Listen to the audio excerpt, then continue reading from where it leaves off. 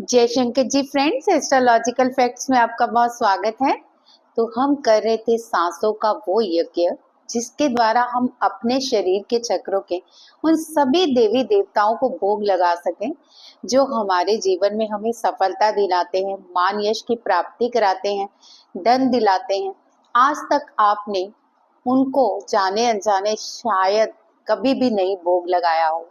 और ये श्वासों का जो हम पल पल आहुतियां दे रहे हैं इस हवन कुंड के यज्ञ में, ये अगर हम अवेयर होके आहुतियां दे, यानी कि अपनी सभी चक्रों में प्रवाहित हो रहे देवी देवताओं को इन श्वासों का भोग दे आहुतियों का, तो हमारा जीवन इतना चमत्कारिक रूप से बदलेगा, ये आप खुद मुझे बताएंगे।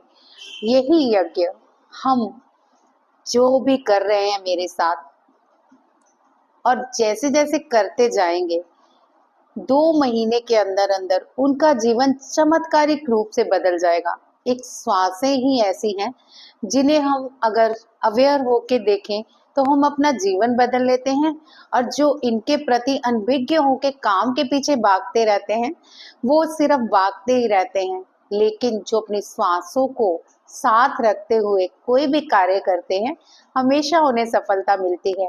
यानी ये यज्ञ जो आप कर रहे हैं मेरे साथ, अपने इस प्राणों की आहुतियों को इस जठर अग्नि के यज्ञ में देते हुए, ये आपकी जिंदगी को इस तरह से चेंज करेगा कि आप जो चाहोगे वही पालोगे।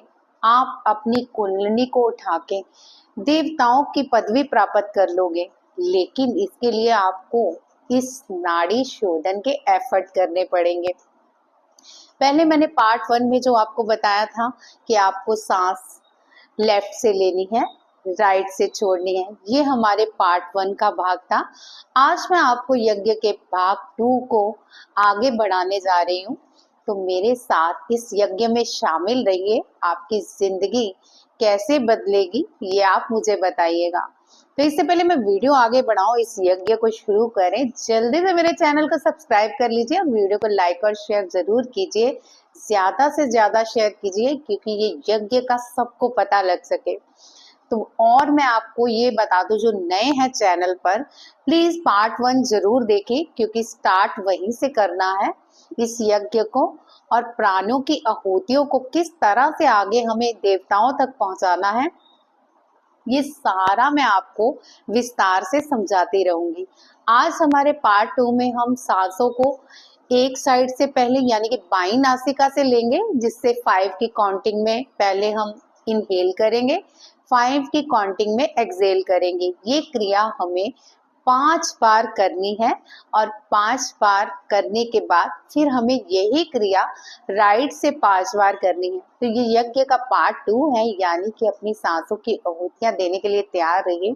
इसका विस्तार से मैं बाद में वर्णन करती हूँ, पहले जल्दी से कर लेते हैं ताकि आपकी चीजों जो भी मतलब अंदर की उथल पुथल है, जो भी रोग है, वो जल्दी से भाग जाए और आप इतना पॉजिटिव ऑरा लेके अपना दुनिया के सामने जाओ कि कोई भी काम आपका अटका हुआ जल्दी से हो जाए।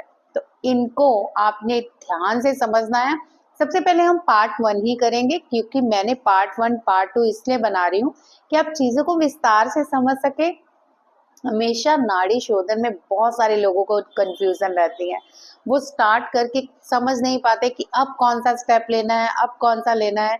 तो मैं ज्यादा लंबा तो नहीं करूंगी, लेकिन अगर आप रेगुलर बेस पे कर रहे हैं तो आपको 5 टाइम करना है। जैसे कि पहले सांस ली, सांस छोड़ी, फिर आपने राइट से ली, लेफ्ट से छोड़ी, लेफ्ट से ली, राइट से छोड़ी, राइट से ली, लेफ्ट से छोड़ी। स्टार्ट हम इसी से करेंगे और उसके बाद हम 5 टाइम लेफ्ट से सांस लेंगे, 5 टाइम इनहेल, 5 टाइम एक्सहेल। इसी तरह हम राइट से करेंगे। तो आज ये पार्ट 1 पार्ट 2 हम शामिल करेंगे ताकि एक पर्टिकुलर तरीके से आप समझ पाओ कि नाड़ी शोधन हमें प्रॉपर कैसे करना है। चलिए थोड़ा सा मैं आपको पार्ट 1 का समझाती हूँ। जो आपने सांसें ली, सांसें छोड़ी, जैसे कि अनुलोम विलोम का पार्ट 1 भी कहा जा सकता है। और इसको आप जब भी करते हो तो आपकी ईड़ा और पिंगला नाड़ी बैलेंस में आ जाती है। यानी ये ईड़ा और पिंगला शिव शक्ति का प्रमाण है। जब शिव शक्ति बैलेंस में आती है तो फिर भोग अपने आप देवी देवताओं तक पहुंचने शुरू हो जाते हैं। यानी कि हमारे वो रास्ते खुल जाते हैं अंदर के, जो चक्रास तक एनर्जी को लेके जाते हैं, और वहीं से फिर एनर्जी ऊपर उठनी शुरू हो जाती है। आम तौर पे लोग अवेयर नहीं होते घर के घरेलू समस्याओं से या फाइनेंशियल क्राइसिस से या फिर किसी और समस्या से, वो अपने आप को दुखी ही रखते हैं। लेकिन इस दुख के कारण उनकी एनर्जी डाउन जाती रहती है और वे जिंदगी में कभी सुख की प्राप्ति नहीं कर पाते, हमेशा दुख ही अट्रैक्ट कर पाते हैं। लेकिन जैसे ही आप शिव और शक्ति का मिलन कराते हो, इस एनर्जी को ऊपर उठाते हो, तो आपकी बाकी जिंदगी इस तरह से बदल जाती है। आपकी जिंदगी में सुख अट्रैक्ट होना शुरू हो जाता है, मनी अट्रैक्ट होनी शुरू हो जाती है, लोग आपकी तरफ अट्रैक्ट होते हैं, प्यार आपकी लाइफ में बढ़ना शुरू हो जाता है। तो इतने सारे फायदे हैं इस नाड़ी शोधन के, यानी ये यज्ञ के। तो जल्दी से मेरे साथ इस यज्ञ में शामिल हो जाइए ताकि आपकी जिंदगी भी चमत्कारिक रूप से बदल जाए। तो चलिए स्टार्ट करते हैं हम ओम की ध्वनि से ही। आज हम जो ओम की ध्वनि करेंगे उसका ज्यादातर हम हार्ट चक्रा पे बैलेंस लेके आएंगे। तो ये ओम की ध्वनि कैसे करनी है ये मैं आपको बताऊंगी। उससे पहले हम करेंगे नाड़ी शोधन का पार्ट 1, उसके बाद हम ओम की ध्वनि करेंगे ताकि हम सारा बैलेंस हार्ट चक्रा पे ले आए ओम की ध्वनि द्वारा। तो चलिए मेरे साथ स्टार्ट कीजिए। अपनी राइट नेजल को बंद करके लेफ्ट से खींचेंगे और फिर राइट से छोड़ेंगे। ये काम हम 5 बार करेंगे।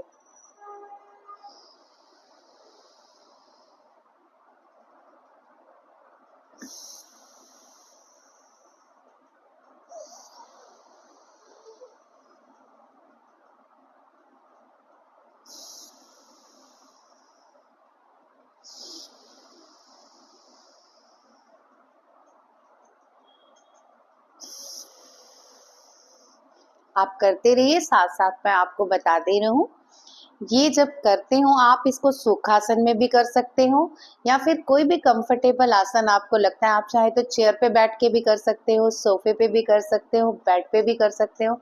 लेकिन अगर आप ये खुले आसमान में पेड़ पौधों के बीच में मिट्टी के बीच में करते हो तो आपको इसका 100 गुना फायदा ज्यादा होता है। बहुत सारे लोगों में घरों में गार्डन होते हैं, तो वही गार्डन पर अगर वो कोई कपड़ा बिछाकर, खास तौर पे अगर रेड कपड़ा बिछाकर ये चीज करते हैं तो इनको बहुत सारा फायदा होता है। चलिए पार्ट 2 की बात कर लेते हैं, क्योंकि अब 5 टाइम हो गया होगा। तो अब आपको ओम की ध्वनि करनी है। ओम का गुंजन आपका आज हार्ट चक्रा पे होना चाहिए ताकि शिव और शक्ति बैलेंस में आके हार्ट चक्रा की एनर्जी को क्रिएट कर दें और आपका नाड़ी शोधन क्या फल देगा आपको ये मैं आपको बाद में बताऊंगी। चलिए मेरे साथ स्टार्ट कीजिए ओम की ध्वनि। पहले सुन लीजिए। तो आप ये मुद्रा बना लीजिए, ज्ञान मुद्रा। ज्ञान मुद्रा इसमें बहुत बेनिफिट देती है। तो इसको आप अपने थाइस पे रखिए, अपने रीढ़ की हड्डी को सीधा रखिए और फिर ओम की ध्वनि का इस तरह से उच्चारण कीजिए। पहले हम सांस को भीतर खींचेंगे।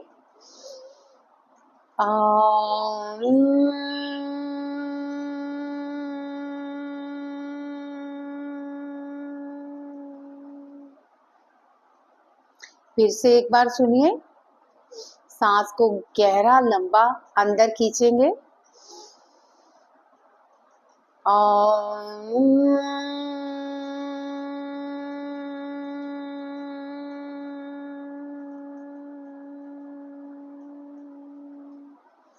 अगर आप ठीक से सुन और देख पा रहे हैं तो आप एक चीज नोटिस कर रहे होंगे, जैसे ही मैं म की ध्वनि लेके हार्ट चक्रा पे आ रही हूँ और हार्ट चक्रा स्प्रेड हो रहा है, यानी आपको भीतर से हार्ट चक्रा में ऐसे फील होगा कि आपका हार्ट चक्रा बढ़ रहा है, स्प्रेड हो रहा है और बढ़ता जा रहा है। तो इसी तरह से आपको ओम ध्वनि 5 बार करनी है ताकि आपका हार्ट चक्रा फैल जाए और एनर्जी क्रिएटर जो है वो ज्यादा बढ़ सके और आपको ज्यादा वाइब्रेशंस फील हो सके नाड़ी शोधन की। तो चलिए करिए जरा आप। और साथ साथ मेरी बातें भी सुनते रहिए। आप जब भी ओम की ध्वनि का उच्चारण करें, आपको सारी एनर्जी अपनी हार्ट चक्रा पे लेके आनी है और हार्ट चक्रा पे आपको संपंदन भी फील होना चाहिए, यानी कि जैसे हार्ट पंपिंग होकर स्प्रेड हो रहा है। तो इस तरह करते रहिए आप। 5 बार करने के बाद अपने आप को बिल्कुल शांत, इस तरह से शांत कर लीजिए। अपना सारा ध्यान सांसों पे ले जाएं। किस तरह से? आपको सांसों को रोक लेना है थोड़ी देर के लिए। जैसे जैसे ही आप सांस रोकेंगे, आपके सारे विचार रुक जाएंगे। आप सांस लेते हैं तो आपके विचार चलते हैं, आप सांस रोकते हैं तो सारे विचार रुक जाते हैं। तो पहले 2-3 बार इसी तरह कीजिए, अपने विचारों को रोक लीजिए।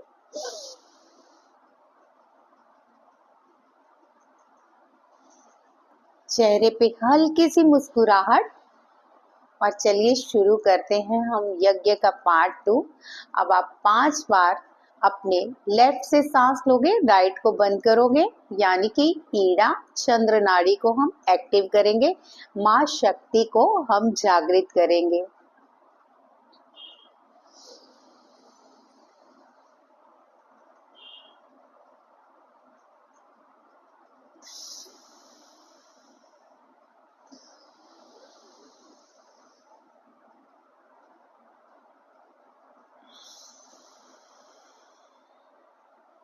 ये आपको 5 बार सांस लेनी है, 5 बार ही एक्सेल करनी है। जैसे ही आप सांस लो, आपकी सांस नाभि तक पहुंचनी चाहिए और नाभि आपकी हल्की सी फूलनी चाहिए, यानी पेट में थोड़ा सा फुलाव आना चाहिए। तो ध्यान से कीजिए और सोच समझ के ये कीजिए, क्योंकि ये बहुत ही पावरफुल है कि आपके सभी देवी देवता भोग लगा लेते हैं आपकी प्राणों की आहुति, जो भी आप श्वास की आहुतियां दे रहे हो।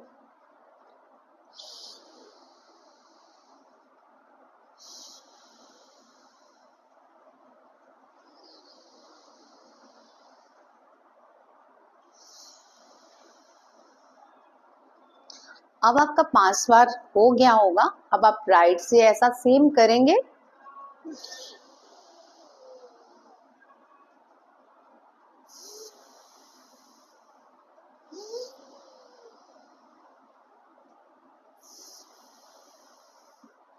आप करते रहिए, सांस को नाभि तक लेके आना है और बिल्कुल शांत भाव से करना है और बहुत ही धीरे धीरे करना है, ताकि आपकी सांसें पूर्णतः आपके नाभि चक्रा तक टच हो जाएं।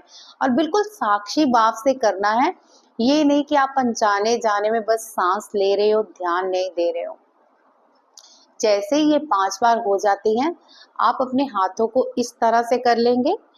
जब आप हाथ इस तरह से कर लेते हो, तब हमारा ये शरीर रूपी यंत्र नीचे से भी पिरामिड क्रिएट कर देता है और आपने देखा होगा हमारी नाक भी पिरामिड शेप में है, यानी ये हमारी पिरामिड शेप में होती हैं। तो जैसे ही हम ऊपर भी पिरामिड में है, नीचे भी पिरामिड में है, तो शिव और शक्ति का मिलन और भी आसान हो जाता है। अब आप श्वासों को दोनों नासिकाओं से लोगे और दोनों से ही बाहर छोड़ोगे, लेकिन ऐसे कि सांस अंदर जाए तो नाभि तक, सांस बाहर आए तो नाभि से लेके नासिका से नाभि तक ही जाए। आप समझ रहे हैं ना? यानी सांसों को अगर आपको भरना है तो पहले हमें नाभि तक लेके जाना है, फिर नाभि से हमें नासिका तक लाना है और नासिका से बाहर छोड़ते हुए नाभि तक लाना है। इसका मतलब ये नहीं कि आप जोर तक फ्लो करो, आपको 5 की काउंटिंग तक सांस अंदर खींचते हुए धीरे धीरे लेके जानी है। और ये 5 की काउंटिंग में कोई गड़बड़ी नहीं, जैसे 1 2 3 4 5, नो। 1 2 3 4 5, तो इस तरह की काउंटिंग करेंगे हम। चलिए स्टार्ट करते हैं। नासिका से हम दोनों तरफ ध्यान देते हैं और बहुत ही साक्षी भाव से सांसों को हम अपने नाभि चक्र तक लेके जाते हैं। एक बार मेरी तरफ ध्यान दीजिए। इस तरह से हाथों को बना के, मतलब आपने हाथों को इस तरह से लॉक कर लिया और अपने थाइस पे रखे और रीढ़ की हड्डी को बिल्कुल सीधा रखा।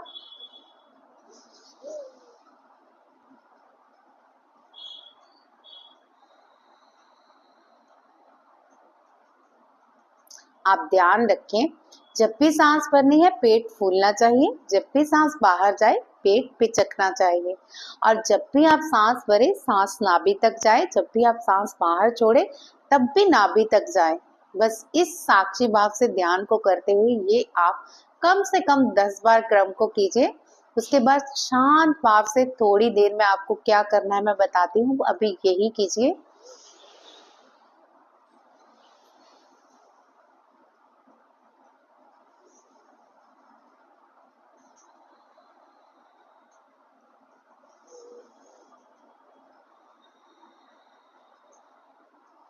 तो आप इस तरह से सांस लेते रहिए, साथ साथ मेरी बातें सुनते रहिए।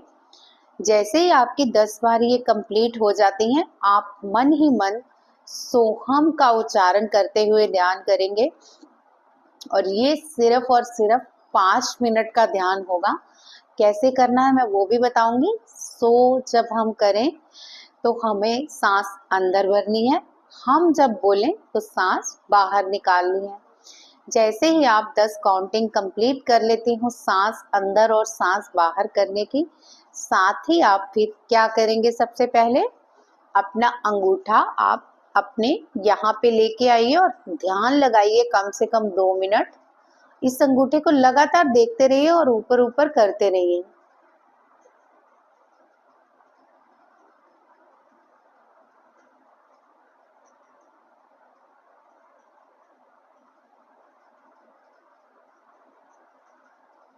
थोड़ी देर इस अंगूठे को ऐसे ही देखते रहिए।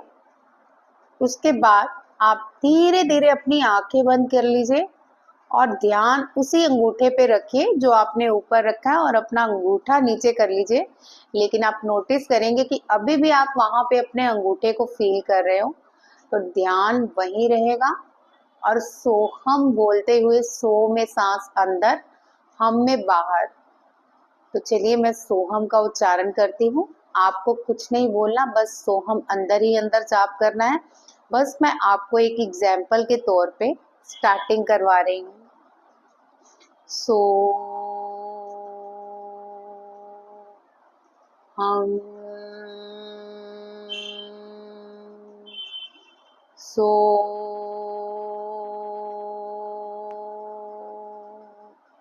हम, सो हम, सो हम। सो में सांस अंदर भरनी है और अपनी नाभि चक्र तक लेके जानी है। हम में सांस बाहर निकालनी है और बाहर निकालते हुए भी अपने नाभि चक्र तक लेके जानी है। इस तरह आप अब मन ही मन बिल्कुल शांत भाव से सोहम पे कंसंट्रेट करते हुए कम से कम 5 मिनट ध्यान कीजिए।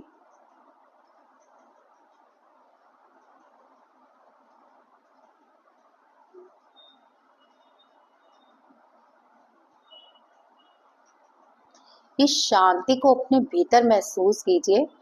जैसे ही आप सो का उच्चारण करते हो तो आपकी शक्ति जागृत हो जाती है। जैसे ही आप हम का उच्चारण करते हो आपके शिव जागृत हो जाते हैं। तो जब शिव और शक्ति का मिलन होता है तो सारा भार हमें थर्ड आई चक्र पे महसूस होता है। अब तक आप अपनी सांसों को सो से अंदर लेके जा रहे थे, हम से बाहर।